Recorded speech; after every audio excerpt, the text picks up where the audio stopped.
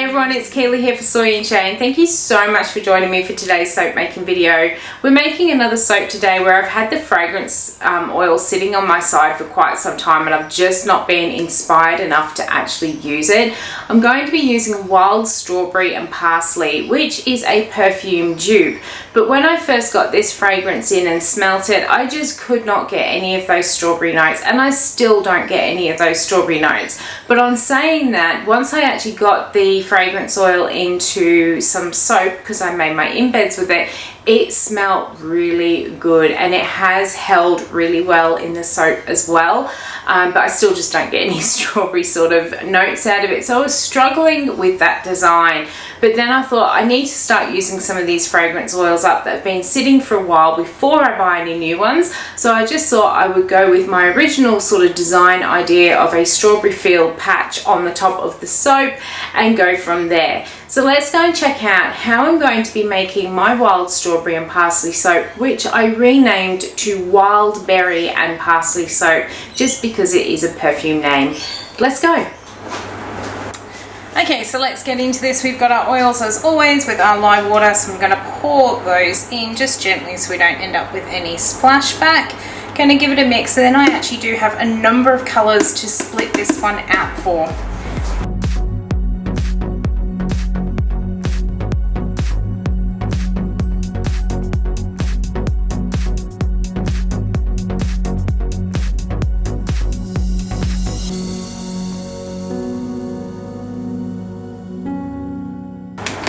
So that I have plenty of working time, that is going to do for now. Into this pot here I have some titanium dioxide dispersed in some water. That is probably just absolutely way too much. So I'm going to pour a majority of that back in. I'll actually go for this one first because I also only need a little bit of this. This is some Caribbean mica. I'm going to pour off about that sort of much. Pop those over to one side there.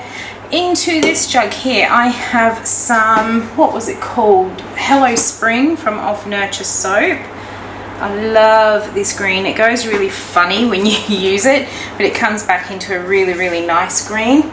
Into this big pot here I have got a mix of Trial by Fire and some cerise. My pot is a little bit dirty with the mica, and that is because I went to put some Trial by Fire in with another mica I had called China, well, I thought I was picking up cerise, and I put in China Rose, and I'm pretty sure China Rose is not soap stable, so I had to very quickly take it out, because even though I know that the Trial by Fire is soap stable, I didn't know if it would actually be affected by having in that China Rose. So took it out and started again. Into this one I am putting in some Flower Girl. That should do for that bit, and I'm also going to put in some titanium dioxide.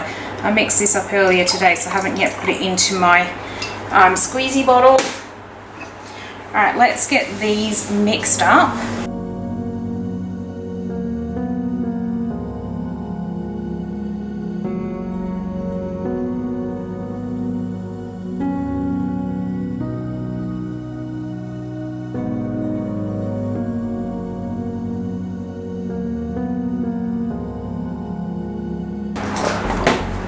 We're going to put them off to the side because I'm going to do piping with them afterwards. So got all these colours sort of mixed in. As I said, this one goes a really disgusting colour, but it does come back once it's saponified, or at least it has every time that I have used it so far, so fingers crossed it does again. I was a little bit conflicted when trying to pick the colours to go in this soap, because I got this fragrance in, which is the wild strawberry and parsley, and I believe it's meant to be a dupe of a perfume. And when I first got it in, it was actually one I did a live unboxing for with my patrons on the Facebook page, and I really wasn't that fussed about it. No strawberry in it whatsoever for me, and I just could never get inspired to use it. Well, I decided, these fragrances have to be used. I can't just keep buying more because I don't like certain fragrances. So it was kind of like, right, start using some of them up. So I thought, well, I can't smell the strawberry, but I will actually use strawberries to decorate it. Just grab my fragrance and we'll pop some in. So I actually made my little strawberry embeds using the fragrance oil. I still don't get any strawberry out of it. I don't understand why it is called wild strawberry and parsley. I do kind of get that parsley sort of smell out of it, but once I actually smelled it, I understood why it was then a perfume. It does have a very classic, expensive perfume fragrance to it, and it is really nice, and it's held really, really well in the embeds. The embeds are about a week old now, and the fragrance is still holding quite strong. It's not a super strong fragrance, so it doesn't knock your head off when you smell it, but it has stayed strong for the type of fragrance it is, and it was surprisingly very nice. I still don't get the strawberry thing, but by then it's too late. I've got my my embeds done. I can't get inspired to do any other design, so we're just going to go with this design and hope for the best.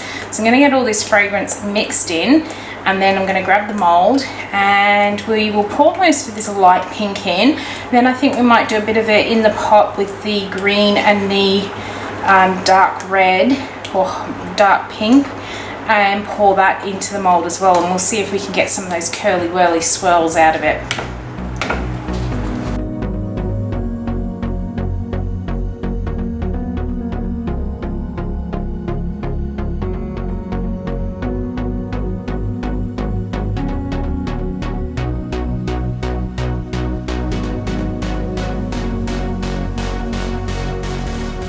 I was originally just going to pour that down the side of the jug, but the green has actually thickened up more than what that dark pink colour has, so I think just giving it that little bit of a mix will help to get that swirl together. It is looking nice so far. Let me get these scraped out and then we'll get on to doing the top.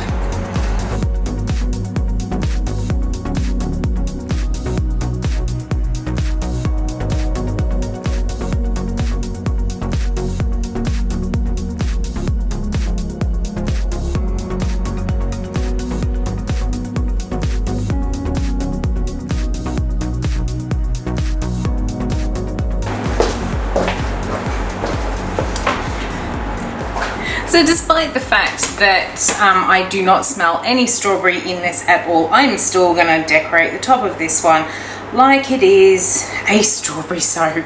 So I have got these little strawberry embeds which I have made using my Pinky Seal mold that I have, and I've got a mix from the ones I made specifically using this fragrance oil, and I had some others left over from another soap, so we should have more than enough strawberries in this lot here. So I'm going to get them on here. I think I'm going to have to take my gloves off because I'm getting soap stuck all over my hands.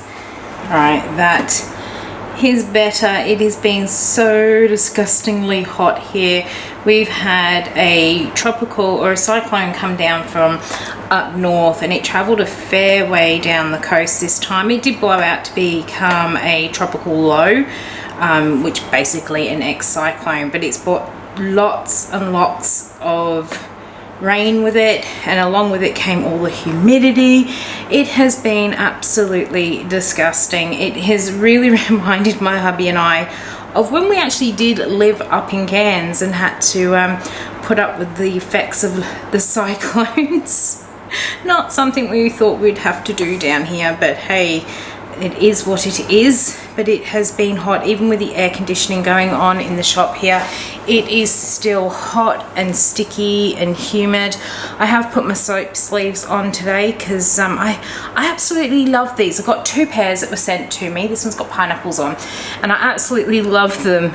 But you don't always see me with them on because they go into the wash, and then I don't have my arms to wear. But they all I did all my washing on the weekend, so I do have my little arms to wear this week while I'm making soap. But they do make me quite hot as well, but they do help to protect my arm against any sort of splashing of raw soap that may happen with the stick blender. Let's see if we can find a couple of small ones to go in here, and maybe just one more up the top. That should do for now because we've got some piping. We can always put some more on in a bit. Alright, so the first one I'm going to do, I have got a Wilton 109 tip in here, and I'm going to try and attempt to do some little white flowers. Hopefully we are runny enough that it will work, but not too thick. I don't think it's going to quite work the way this one is meant to, but too late, we're going. We'll just put on lots of little flowers. I think it needs to be just a little bit thicker. The idea is as you put it down and you twist it, it's meant to make the little petals of the flower, but I don't think it's going to happen. We're just that bit too thick. Or maybe I should just wait a couple of minutes. Alright, so I've let this sit here for 5 minutes, so I don't think we'll still get that sort of flower. Nah. You can see that it wants to happen, but it just doesn't want to happen. If that makes sense at all. So I'm just going to go with their little bobs. I've never been able to use this particular piping tip. Doesn't matter how many sort of videos I watch, but it just doesn't seem to want to happen. But still, it's going to make it look like we've got some little white flowers in here. I don't want to miss my chance of making this soap actually stick to each other, so we're just going to go for it.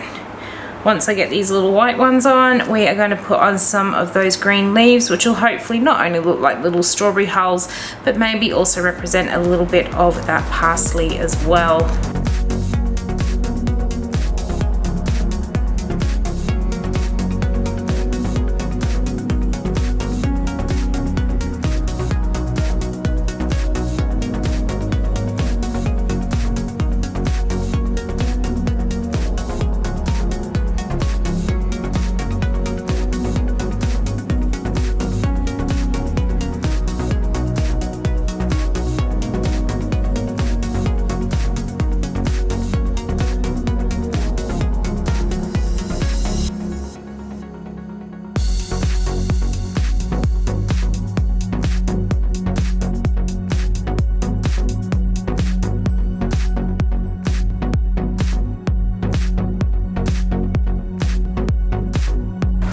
Alright, so I've done pretty well at estimating how much piping I would need. Not too much left over this time. I'm going to do something I've not done for a little while. I have really been spraying the tops of my soaps with glitter a lot. Well, bio glitter a lot. But I used to spray them with this Blizzard mica before I discovered the biodegradable glitter. And I haven't done it for so long, but as I was doing this, I thought this just needs that dusting of mica just to make it shine.